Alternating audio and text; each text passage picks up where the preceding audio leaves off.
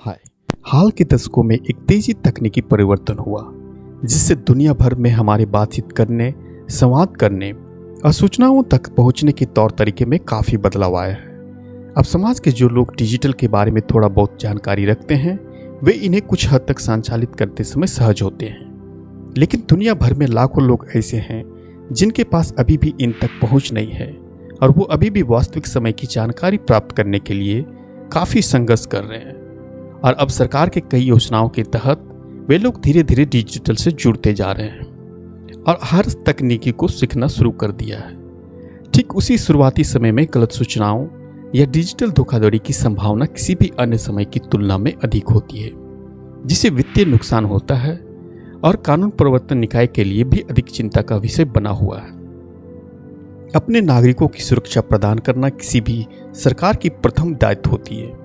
लेकिन जैसे जैसे हम आधुनिकीकरण की ओर तेजी से बढ़ रहे हैं वैसे वैसे लगता है कि हम अपनी बेहतर सेवाओं के नाम पर आम लोगों की सुरक्षा से अधिक से समझौता करते जा रहे हैं। हमें से कई लोगों ने पिछले कई वर्षों में ऐसी घटनाओं का सामना किया होगा जिसमें आपका मोबाइल नंबर सभी बड़ी शहरों में या ऑनलाइन दुकानों द्वारा लगातार मांगी जा रही थी, चाहे आप वहां से कुछ भी खरीदारी करें या अगर ऐसे में आप उनसे पूछें कि आप मोबाइल नंबर देने की क्या जरूरत, तो वो बहुत विनम्रता पूर्वक से आपसे प्रश्न का उत्तर देंगे कि महोदय आपका मोबाइल केवल बेहतर सेवाओं के लिए भी मांगा जा रहा है, ताकि जब भी नया उत्पाद या किसी भी तरह की छूट दी जाएगी तब आपको हमेशा इस नंबर के माध्यम से सूचित कर दी जाएगी, चाहे वह टेक्स्ट से हो, व्हाट्सएप से हो या कॉल के रूप में हो। और अंत में अगर आप अपना फ़ोन नंबर देने से मना कर देते हैं तो कभी कभी वे भुगतान अस्वीकार भी करते हैं और वे आपके जवाब देंगे कि महोदय आपके नंबर के बिना हम आपका बिल नहीं बना सकते। तो ऐसे में भुगतान से पहले उन्हें फ़ोन नंबर की ज़रूरत होती है। बस इस बारे में सोचें कि आपका फ़ोन नंबर उनके लिए कितना महत्वपूर्ण है। अपने मोबाइल नंबर और ईमेल्स को साझा करने का जोखिम अब और अधिक चिंता का विषय बना हुआ है,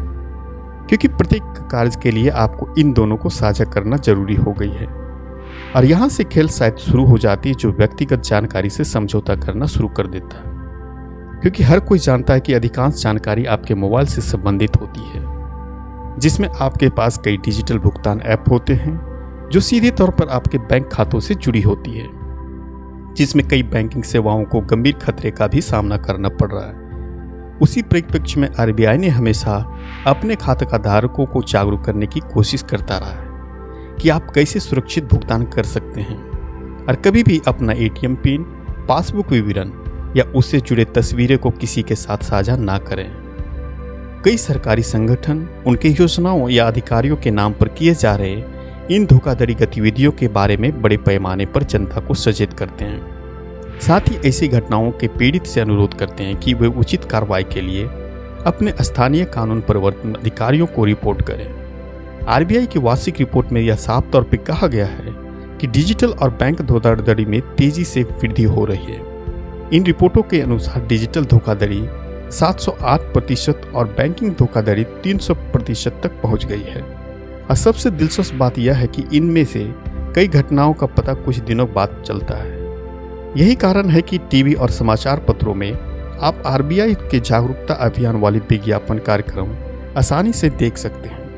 इसके पीछे का कारण अपने ग्राहकों को डिजिटल खतरे से सचेत करना है, लेकिन सरकार भी अपने स्वयं के सरकारी चैनल के माध्यम से भी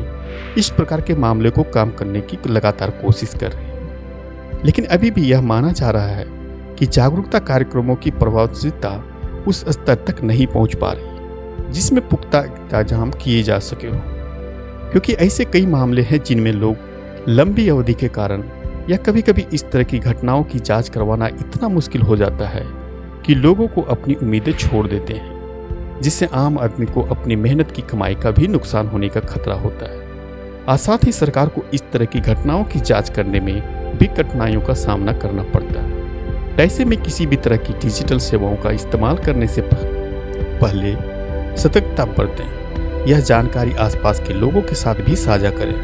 अधिक जानकारी के लिए हमारे साथ बने रहें या फिर किसी भी तरह की अन्य सवाल हो तो जो हमें जरूर लिखें।